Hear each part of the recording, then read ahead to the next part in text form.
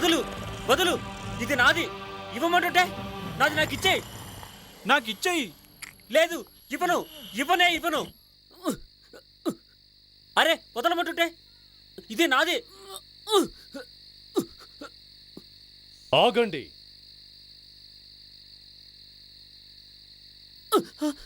నాది నాకు ఇచ్చేయి. ఆగండి. ఇది నాది, ఇవ్వను. ఆగమని చెప్తున్నాను నేను. ఇది హెర్క్యులస్ ఆజ్ఞ. హెర్క్యులస్? చూడండి హెర్క్యులస్, ఇతను నా కర్రను లాక్కున్నాడు. దేవుళ్ళు ఎంత చిన్నవాళ్ళైనా ఇలా దొంగతనాలు చెయ్యకూడదు. నీ పేరేమిటి? మార్స్. మార్స్? మార్స్ భవిష్యత్ యుద్ధదేవుడు. యుద్ధదేవుడా? నేను భవిష్యత్తును చూశాను. అవును, దురదృష్టవశాత్తు నువ్వు యుద్ధదేవుడివవుతావు. యుద్ధం? నా పేరు సాటర్న్. ఓ సాటర్న్, నువ్వు ప్రకృతి దేవుడివి. ప్రకృతి దేవుడా? హెర్క్యులస్, అబ్బా నాకెంతో ఇష్టమైన పని అది. నువ్వు మంచివాడివి సాటర్న్. అందమైన వాటిని సృష్టించడం నీకెంతో ఇష్టం. అవును, నిజమే. మార్స్, నీ విషయానికొస్తే అన్నింటినీ నాశనం చేయడం తప్ప ఇంకో పని లేదు నీకు. అవును.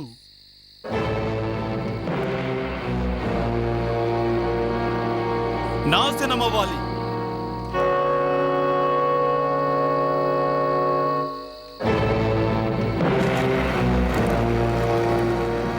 నాశనమవ్వాలి.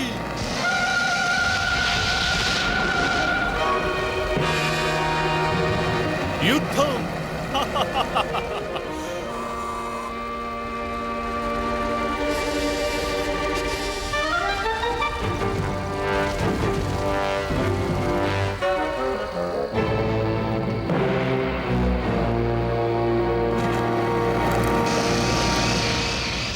నాశనమవ్వాలి.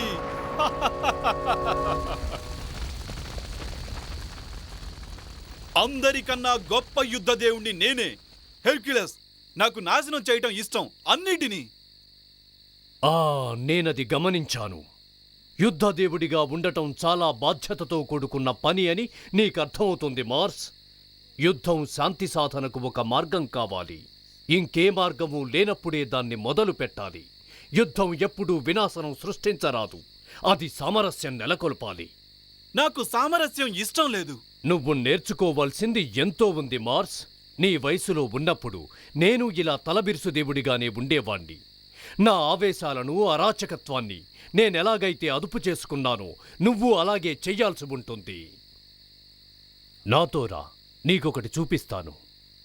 సాటర్న్, మార్స్ దేన్నైతే నాశనం చేశాడో దాన్ని మళ్లీ సృష్టించే శక్తి నీకుంది. నువ్వా పని చేయడం ఎలాగో ఇప్పుడు నేర్చుకో. కానీ అది ఎలా చెయ్యాలో తెలీదే. అది నీకు తెలుసు నాయనా, నీకు తెలుసు. ప్రయత్నించు. రా యువయోధుడా, కానీ ముందు ఆ కర్రను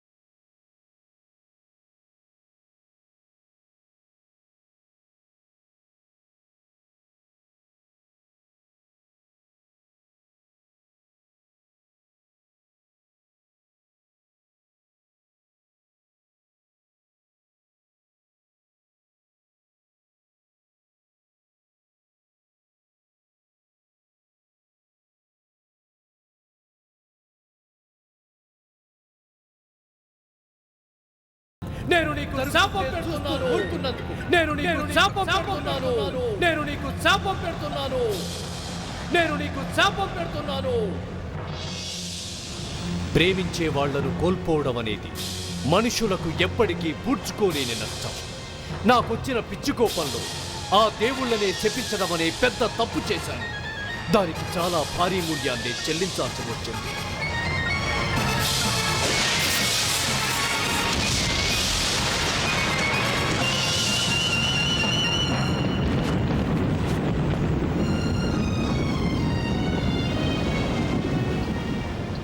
నేను నిన్ను శపిస్తున్నాను జూస్. నీతో పాటు దేవుళ్ళందరినీ జరిగిన అన్యాయానికి ప్రతీకారం తీర్చుకోవడానికి వెంటనే నాకు దైవశక్తులు ఇవ్వండి.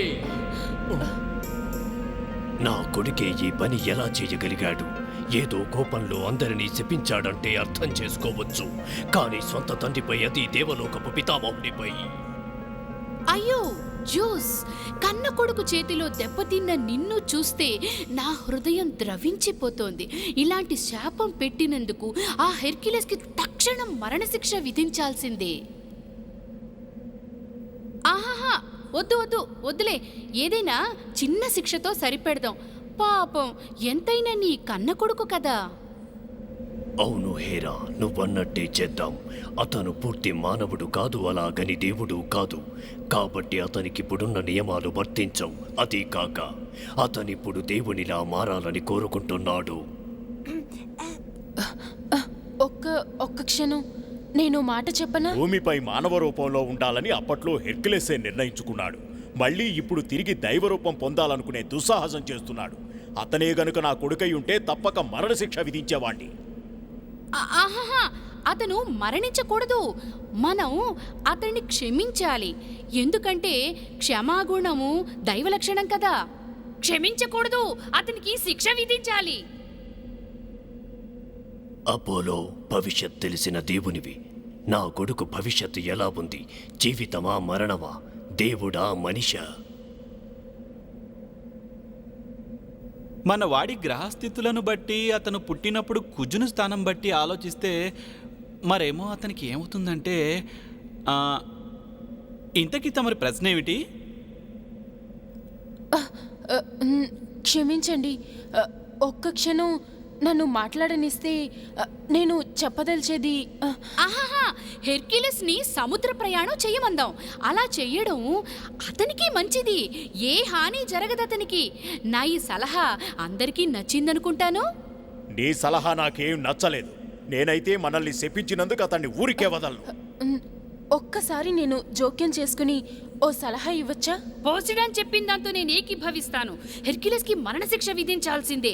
నేను భూమాతను. తలుచుకుంటే ఇప్పటికిప్పుడు హెర్క్యులస్ ని ముంచేయడానికి ఓ పెద్ద వరదను సృష్టించగలను, తెలుసా? సరే నెమెసిస్, నువ్వు జోక్యం దేవుడివి కదా, నువ్వు చెప్పు, ఏం చేస్తే బాగుంటుంది? ఇక నేను జోక్యం చేసుకోవాల్సిన సమయం వచ్చిందని అనుకుంటున్నాను. ఈ విషయంలో తుది నిర్ణయం హెరాదేవత తీసుకుంటే సముచితంగా ఉంటుంది. మీరంతా ఆగ్రహంతో ఊగిపోతుంటే కూడా తను శాంతంగా ఉంది. అదీ కాక తనకు హెర్క్యులస్తో ఎలాంటి బంధుత్వమూ లేదు. తన నిర్ణయం న్యాయంగా ఉంటుంది. చక్కని ఆలోచన నెమెసిస్. నేను మీ అందరినీ శపిస్తున్నాను. నన్ను దేవుడిని చెయ్యండి. మంచిది హేరా, ఇక హెర్క్యులస్ భవిష్యత్తు నీ చేతుల్లో ఉంచాలని నిర్ణయించాం. ధన్యురాల్ని జూస్ మహాప్రభు. ఒకవేళ హెర్క్యులస్ కూడా మరలా దేవుడవ్వాలనుకుంటే ముందు దానికి అర్హుడునని తనని తాను నిరూపించుకోవాలి. మనం అతనికి చాలా పరీక్షలు పెట్టవచ్చు. ఏదైనా సాహసం చెయ్యమనొచ్చు. అవును, సాహసం. సాహసమా?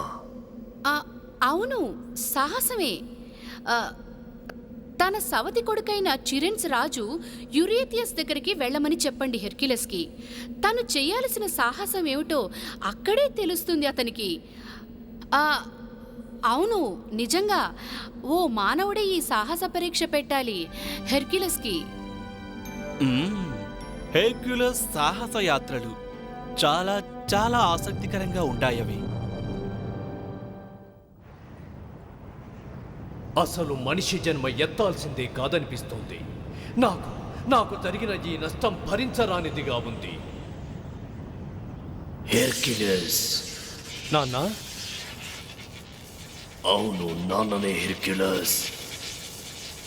అసలు ఈ మనిషి జన్మ ఎత్తడం తప్పైపోయింది నాన్న. లేదు, నీ బాధలో దేవుళ్ళని శపించడమే నువ్వు చేసిన తప్పు. అవును నాన్న. నువ్వు దైవత్వం పొందాలంటే దానికి నీ అర్హతను నిరూపించుకోవాలని దేవుళ్ళందరూ కలిసి నిర్ణయించారు. ఆ నిర్ణయానికి నువ్వు కట్టుబడాల్సిందే. అర్హతనా? అవును, అర్హతని. నువ్వు తక్షణమే యురేథియస్కు వెళ్ళు. అక్కడ సాహసయాత్ర గురించి తెలుస్తుంది నీకు. సాహసయాత్ర? అవును, సాహసయాత్రే. ఇందులో నువ్వు సఫలీకృతం కాగానే దేవుడివవుతావు. ఇక నువ్వు నా ఆజ్ఞను శిరసావహించు. బయలుదేరు. నాన్న, కానీ నా సవతి తమ్ముడు యురేథియస్కు నేనంటే ఇష్టం లేదు. నాన్నా, నాన్నా!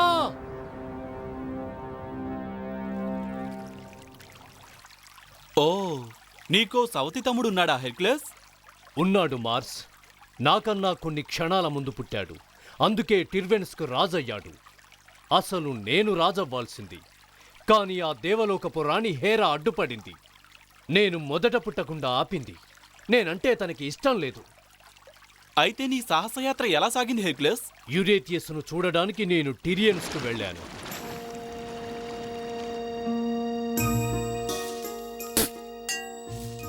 గాలి గాలి కావాలి. ఆ.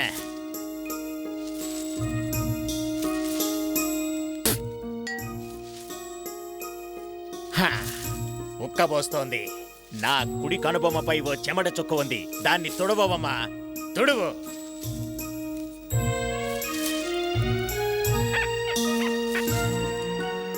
ద్రాక్ష పళ్ళు.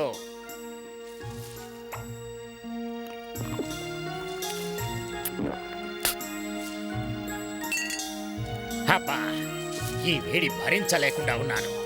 ఆ, యురేథియస్, హెరా మహారాణి, అందరూ బయటికి వెళ్ళండి.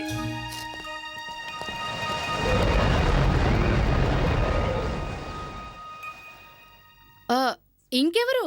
నీకెంతో ఇష్టమైన దేవలోకపు మహారాణి హెరానే. హా, గుర్తుపట్టకుండా ఎలా ఉండగలను? నీకే విధంగా సాయపడగలను? నీకు నువ్వు సాయం చేసుకోవాలిప్పుడు యురేథియస్. నువ్వు ద్వేషించి ఆ హెర్క్యులస్ ఇటువైపు వస్తున్నాడని నిన్ను హెచ్చరించడానికి వచ్చాను. ఏంటి, ఇక్కడికా? టిర్వెన్స్కా? అవును, అతను నాతో సహా దేవుళ్ళందరికీ కోపం తెప్పించాడు. ఇప్పుడు తను కూడా దేవుడు కావాలని ముచ్చటపడుతున్నాడు. అతని ఎలాగైనా మనం ఆపాలి యురేథియస్. నేనొప్పుకుంటాను, కానీ ఎలా? అది చాలా సులభం. నా ప్రోద్బలంతో దేవుళ్ళంతా కలిసి అతనికో పరీక్ష పెట్టమని నిన్ను ఆదేశించారు. ఒకవేళ అతను ఇందులో విజయం సాధిస్తే అతనికి దైవత్వం ఇవ్వాలని జూస్ అనుకుంటున్నాడు. అసంభవం. నాకు తెలుసు యురేథియస్. ఒకవేళ ఇందులో హెర్క్యులస్ విఫలం చెందితే మనకు ఒకే దెబ్బకు 2 పిట్టలు. అటు స్వర్గంలో, ఇటు భూమి మీద హెర్క్యులస్ పీడ విరగడవుతుంది. వాడి కథ అంతమవుతుంది.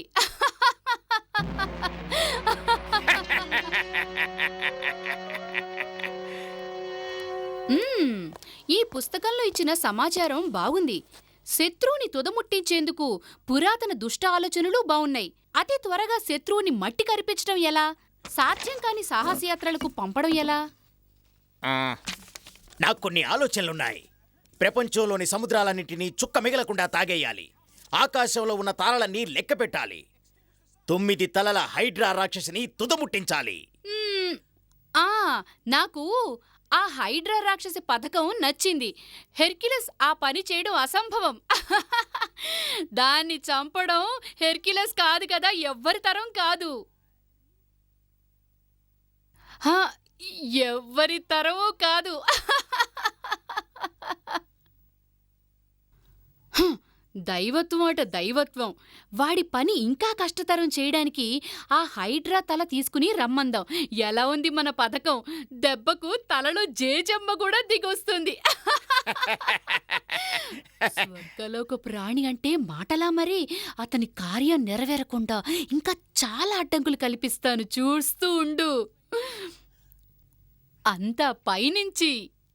ధన్యవాదాలు హెరా మహారాణి. నువ్విక దీని గురించి మరిచిపో యురేథియస్. నేను చూసుకుంటానుగా. మరిక నేను ఉంటాను.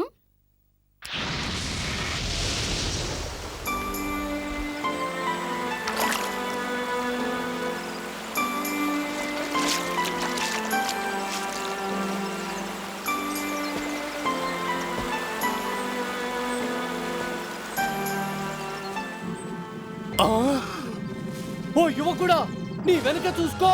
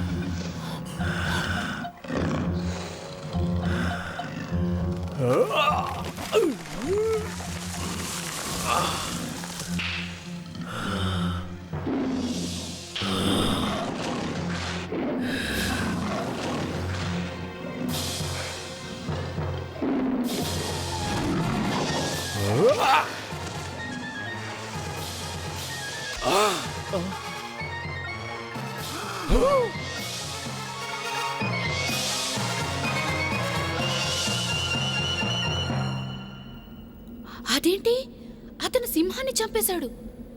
అసలు అలా జరగకూడదే. ఆ సింహమే ఇతన్ని చంపేయాలి. ఇదేంటి ఇలా జరిగింది? నీ కొడుక్కి సాయం చేయడానికి నువ్వేదైనా మాయ చేయలేదు కదా? నిజం చెప్పు జ్యూస్. లేదు, అస్సలు నేనేవి చెయ్యలేదు. అయినా మనుషుల తలరాతతో ఆడుకోవడం నాకిష్టం ఉండదు హేరా.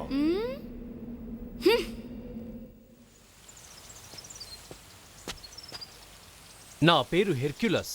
నన్ను యులిసిస్ అని పిలుస్తారు. నువ్వు నా ప్రాణాలు రక్షించావు హెర్క్యులస్. నీ రుణం ఎలా తీర్చుకోను? ఒకసారి నీ కత్తి ఇలా ఇవ్వు. ఆ సింహం తోలు వలవాలి.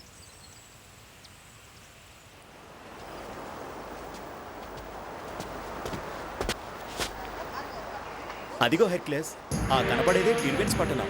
ఓ టిర్వెన్స్, నా భవిష్యత్తు ఈ పట్టణంలోనే ఉంది. నేను సాహసయాత్రపై బయలుదేరుతున్నాను. హెర్క్యులస్, నేను కూడా నీ యాత్రలో పాలు పంచుకోవచ్చా? అది చాలా ప్రమాదకరమైన యాత్ర యులిసెస్. ఇద్దరం కలిసి వెళ్తే అప్పుడు ప్రమాదం సగమవుతుంది కదా.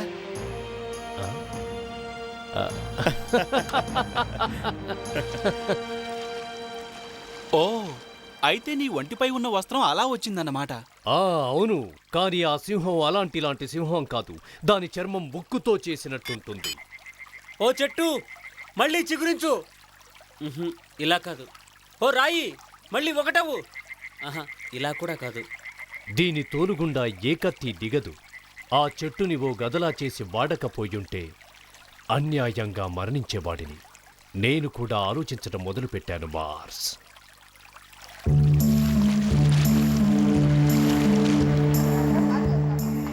ఏంటి, ఆ ముక్కిపోయిన జీడిపప్పు బస్తాకు బదులుగా ఒక సేరు ఉప్పు ఇవ్వాలా? ఎన్ని గుండెలరా నీకు?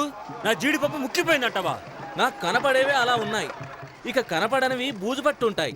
పావు సేరు ఉప్పు మాత్రమే ఇస్తాను. అంతకంటే ఎక్కువ నా వల్ల కాదు, ఇవ్వను. ఏమిటి, పావుసేరేనా? అని కంగారు పడకు. ఉట్టిన బేరం ఆడడానికి అలా అన్నాను. అర్ధ సేరు ఇస్తాను, సరేనా? అది కాదు, అక్కడ సింహం సింహం అదిగో.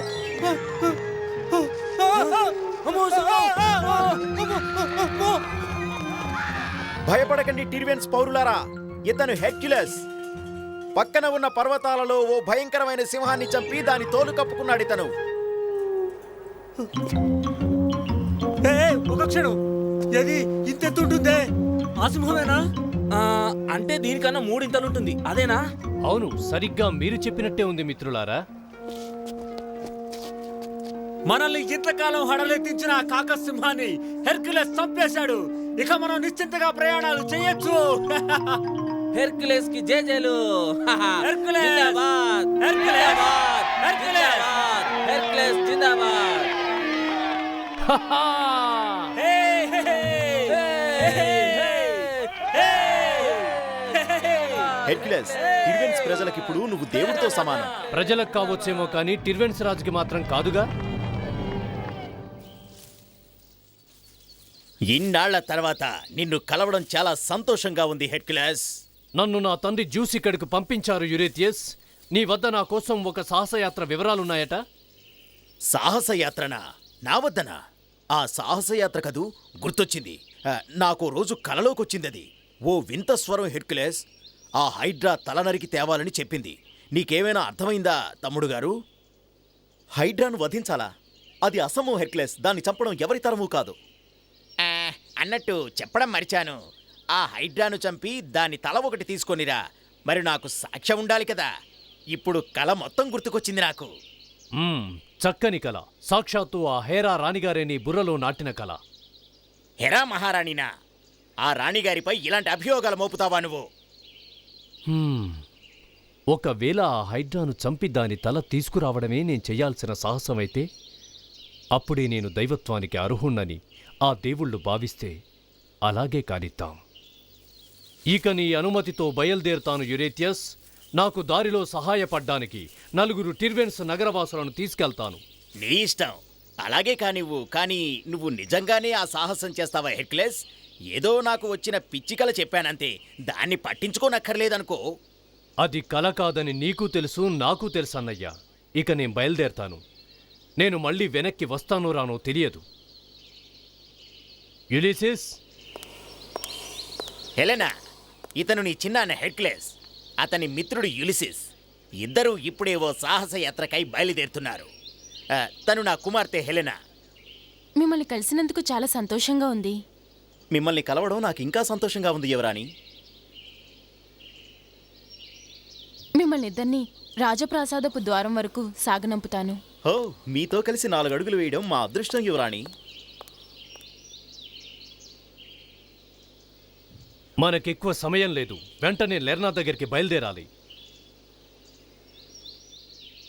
మరి ఇక నాకు సెలవా యురేతియస్? ఇక ఉంటాను హెర్క్యులస్.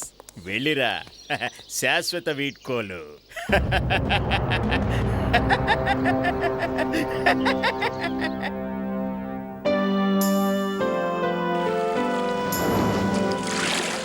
నాతో పాటు 4 టిర్వెన్స్ వాసులను తీసుకెళ్లాను.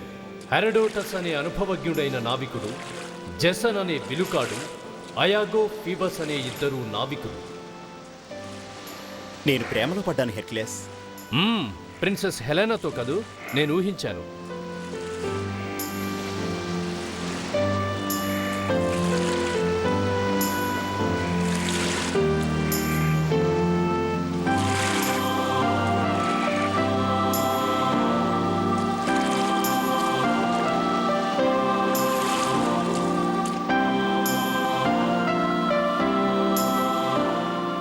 లెర్నా ఎక్కువ దూరం లేదు. ఇక మనం తీరం చేరాల్సిన సమయం వచ్చింది. ఇక్కడికి గ్రేట్ స్వామ్స్ దగ్గరలోనే ఉంటాయి.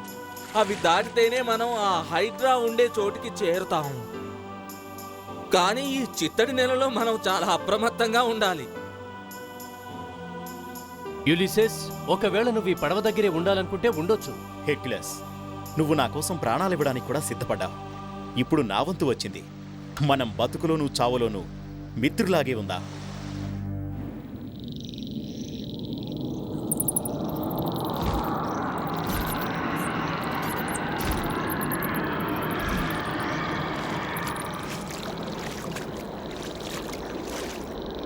మిత్రులారా, త్వరగా పదండి. ఈ చిత్తడి నేలను ఎంత త్వరగా దాడితే అంత మంచిది. ఇక్కడ నడవడం చాలా కష్టంగా ఉంది. ఈ ప్రాంతం అంతా కుళ్ళిన గుడ్ల వాసన. నాకైతే చచ్చిన ఒంటెల వాసనలా ఉంది ఇది. ఫీబస్, చచ్చిన ఒంటె వాసన ఎలా ఉంటుంది? చచ్చిన ఒంటె వాసన అచ్చు ఈ చిత్తడి నేలలా ఉంటుంది. నిజమా?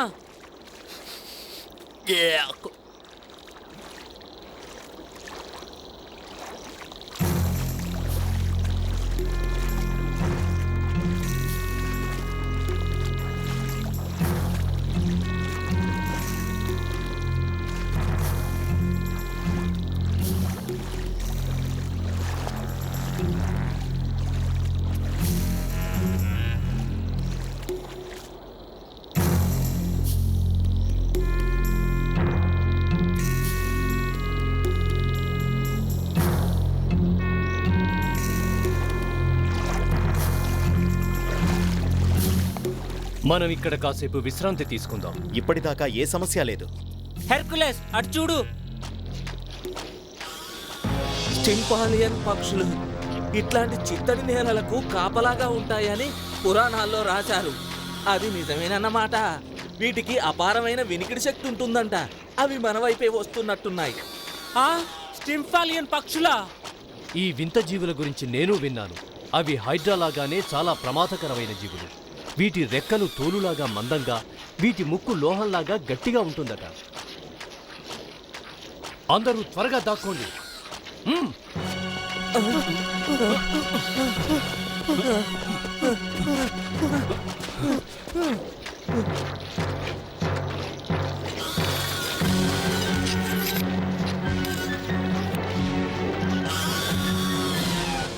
యులిసిస్, వాటి గుండెలకెక్కుపెట్టు.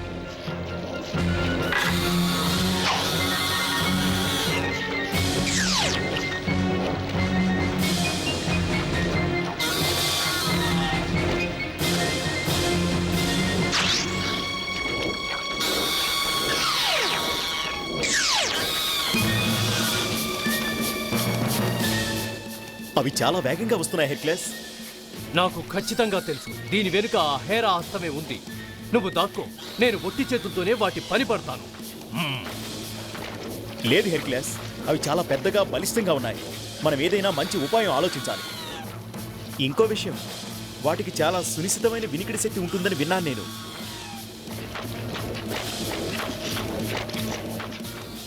తట్టింది. హెర్క్యులస్, త్వరగా నీ ఒంటిపై వస్త్రం ఎలా ఇవ్వు. ఆ చేతిలోని కర్ర కూడా.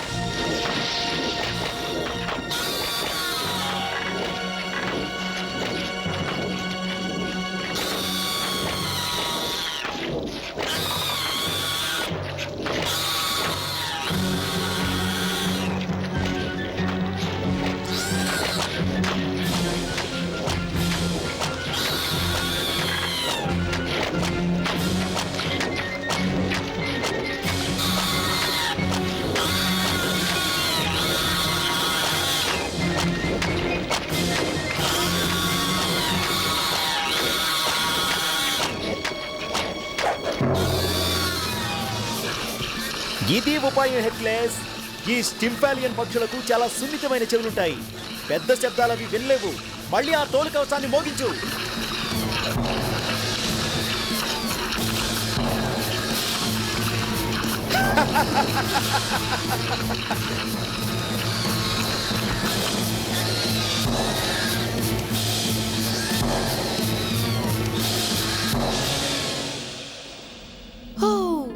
ముందు హెర్క్యులస్ కళ్ళని, ఆ తరువాత అతని గుండెని పొడుచుకు తినడానికి నేను స్టింఫాలిన్ పక్షులని పంపాను. కానీ అవి కోడిపిల్లల భయంతో పారిపోయాయి. అస్సలు నమ్మలేని విషయం ఇది. ఎవరైనా అతనికి రహస్యంగా సాయం చేశారా జూస్? దేవుళ్ళ సాక్షిగా నేను చెయ్యలేదు.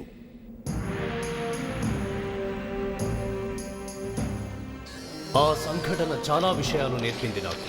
నా భుజబలంతో ఆ పక్షులను ఎదుర్కోవడానికి సిద్ధపడ్డ నాకు యులిసిస్ బుద్ధిబలం ఎలా ఉపయోగించాలో నేర్పాడు. అతనే లేకపోయుంటే నా బలం ఎందుకు పనికిరాకుండా పోయేది.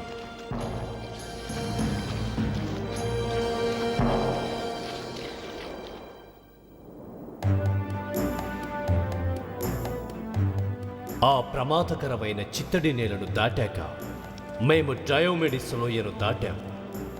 అలా చాలా దూరం భయంకరమైన దారుల్లో ప్రయాణించాక చివరికి లెర్నా చెరువు సమీపంలోకి చేరుకున్నాం. 9 తలల హైడ్రా ఉండేది ఇక్కడే. నా భవిష్యత్తు ఏమిటో తేలిపోయేది ఇక్కడే. హేరా ఎన్ని అడ్డంకులు కల్పించినా ఇక్కడి దాకా చేరగలిగాను.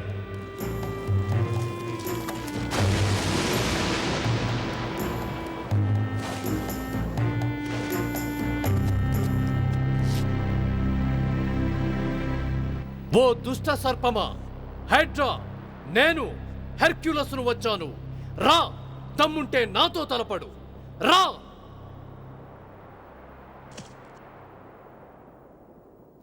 రా హైడ్రా, నా ముందుకు రా.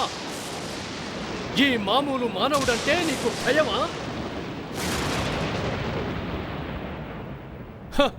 భయం వేస్తున్నట్టే ఉంది. నేను వెనక్కి వెళ్ళి అందరికీ చెప్పనా?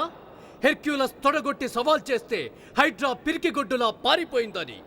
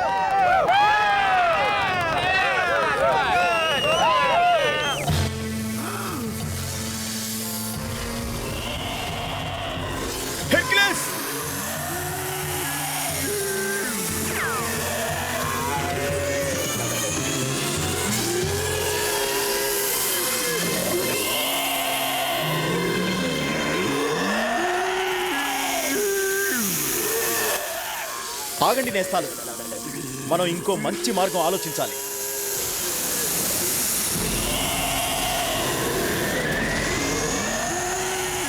హెర్క్యులస్, వెంటనే నువ్వు ఆ హెరా దేవతను శపించు.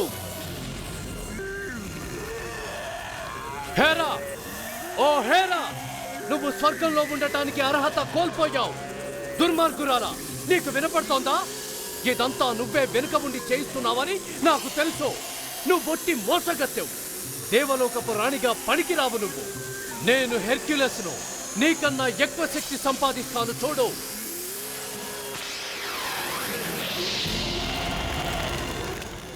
మీరంతా నా వెంట రండి.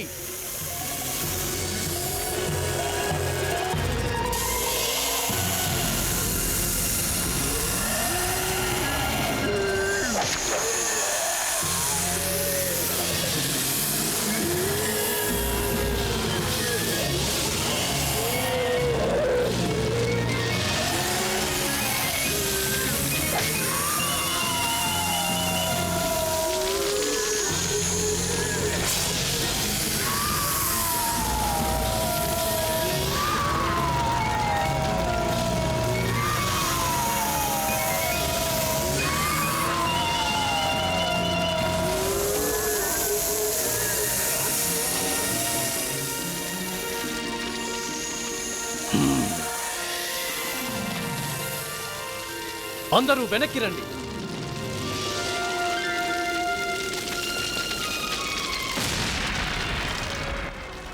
నేను మాటిమాటికి చేస్తున్న ఓ తప్పును యులిసిస్ సరిదిద్దేవాడు. ఎప్పుడూ మెదడును ఉపయోగించే పనులు చేయాలని, హృదయాన్ని కాదని అతను నాకు నేర్పాడు.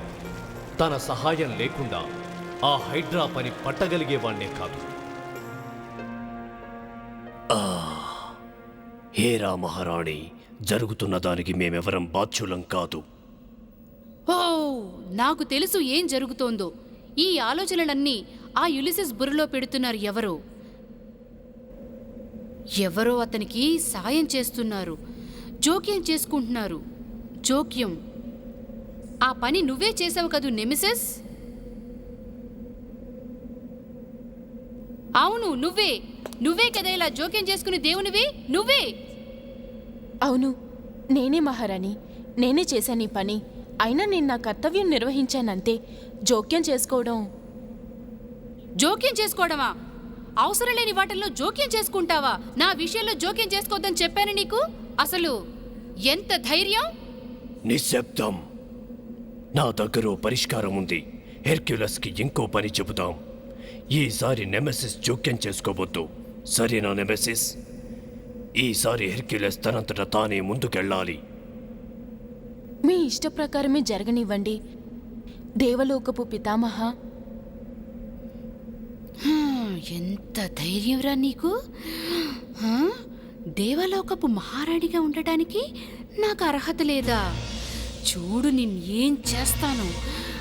అసలు నీకు జీవించే అర్హత లేకుండా చేస్తాను చూడు.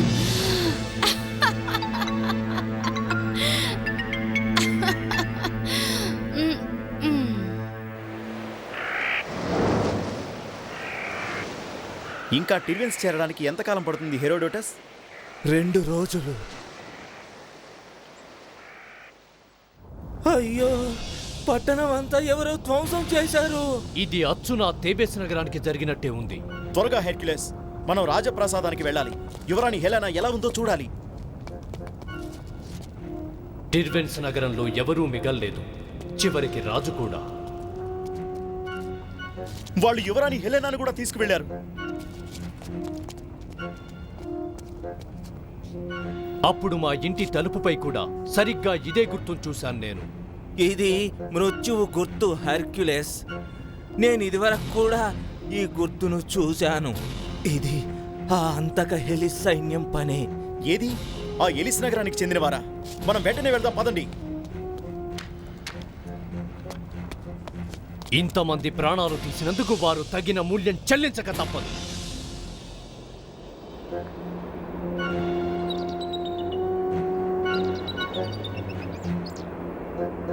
హెర్క్యులస్, అదే ఎలిస్ నగరం.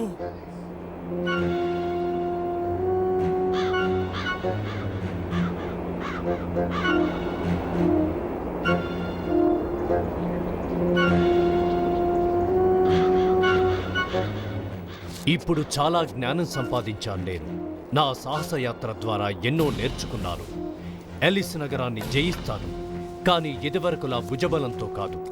యులిసిస్ బోధించినట్టు నా బుద్ధిబలం ఉపయోగించి చేస్తాను ఆ పని.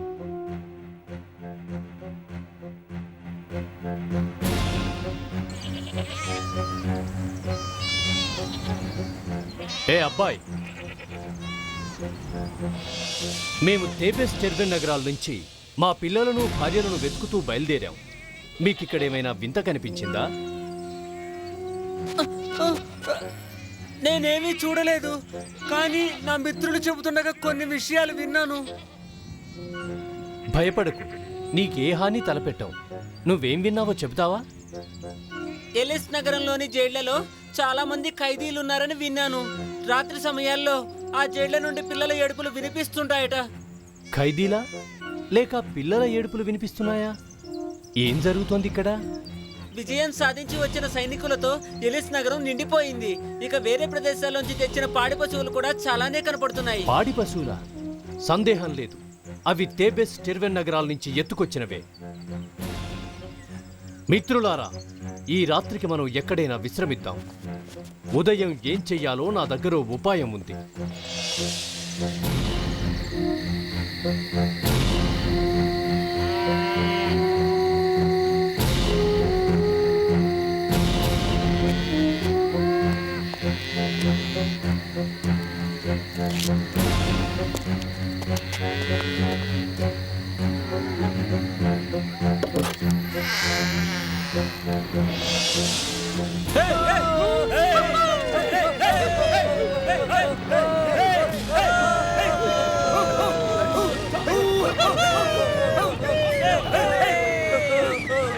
ఈ పశువులను నగర వీధుల గుండా ఆ పొలాల వైపు తరమండి.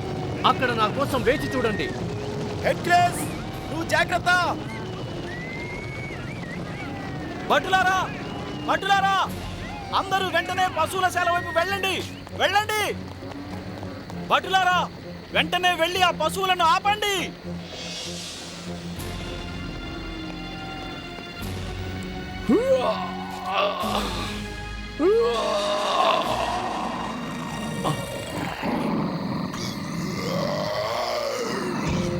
అలా భయపడకు హెర్కులేస్, ఇంతటితో నీ పని ఇక అయిపోయింది.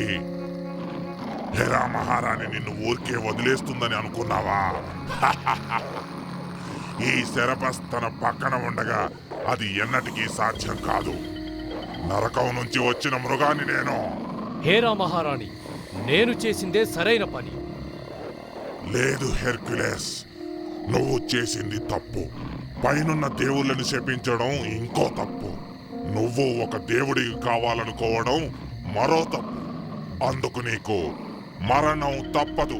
అలా అని ఎవరన్నారు? హేరా మహారాణా? నేనంటున్నాను. ఎందుకలా? మిగతా 2 తలల కన్నా నువ్వు తెలివైన దానివైనందుక? అవును, మా మూడిట్లోకెల్లా నేనే ఎక్కువ తెలియగలదాన్ని. ఇది నిజం. అబద్ధం అన్నిట్లోకి తెలియదొక్కదాన్ని నువ్వే. నేను తెలివి తక్కువదాన్నా? ఎంత ధైర్యం నీకో? అవునవును, నేను ఒప్పుకుంటున్నాను.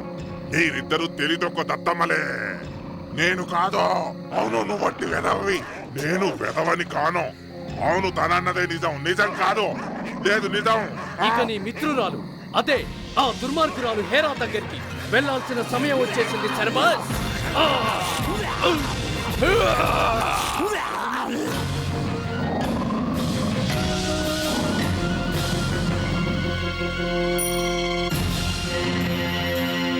హెర్కులస్, హెర్కులస్, నేను ఈ జన్మలో మళ్ళీ చూస్తాననుకోలేదు.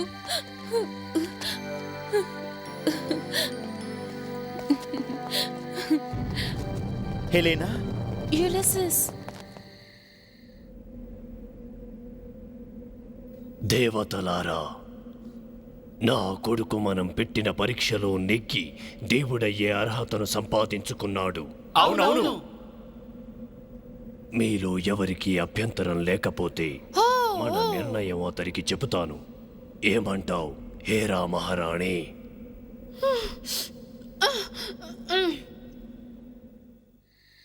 ఇదంతా వింతగా ఉంది కదూ మార్స్. ఎన్నో కష్ట నష్టాల కూర్చి నేను ఈ పరీక్ష నెగ్గింది దేవుడినయ్యేందుకే కదా. కానీ తీరా నెగ్గాక నాకు మానవుడి జీవితమే గడపాలనిపించింది. మానవ ప్రేమను మించిన విలువైన బహుమతి లేదని అర్థమైంది నాకు. నేను ఆలోచించడం నేర్చుకున్నాను. నాశనం చెయ్యడం కన్నా సృష్టించడమే గొప్ప పని అని తెలుసుకున్నాను. ఇక జ్ఞానం లేని శక్తి వృధా అని కూడా నేను తెలుసుకున్నాను.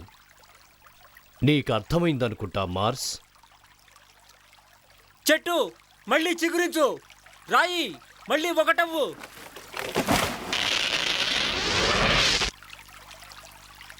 హే భలే భలే, నేను చేయగలిగాను. ఇప్పుడు నీకు తెలిసిందా మార్స్? అవును హెర్క్యులస్ మహాశయ, నాకిప్పుడు అర్థమైంది. అలా నా కథ ముగిసింది. నేను నా కుటుంబంతో భూమి మీదే చాలా కాలం గడిపాను. కొన్నాళ్లకి నా ప్రియమైన భార్య గతించింది. ఇదిగో నేనిలా ముసలివాణ్ణైపోయాను. దేవుడినయ్యాను. ఇలా చాలా ముసలి దేవుడినైపోయాను. ముసలి తెలివైన దేవుడివయ్యావు.